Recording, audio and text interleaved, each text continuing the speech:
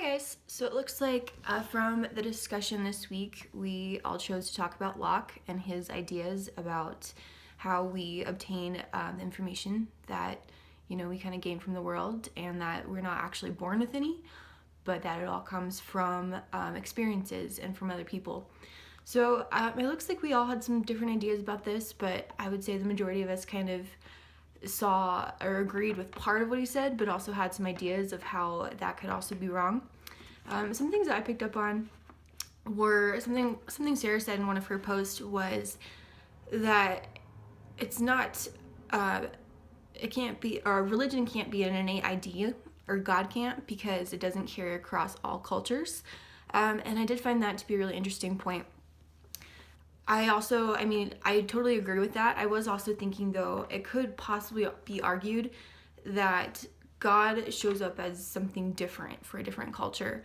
Like for, Buddhists, Buddha was technically their God, or for Muslims, like Islam. So, but I can't say that every culture has one of those.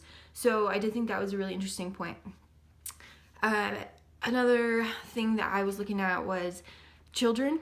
I think it was Jalia that brought it up, but she was saying how, if you touch a newborn or stroke a newborn's cheek, they turn to you, and that's something where, they're looking for nourishment, and that's kind of like a survival technique. That's not something where, they were told to do that. They start feeling hungry, and they have this innate desire to survive, and so, that emotion is voluntary.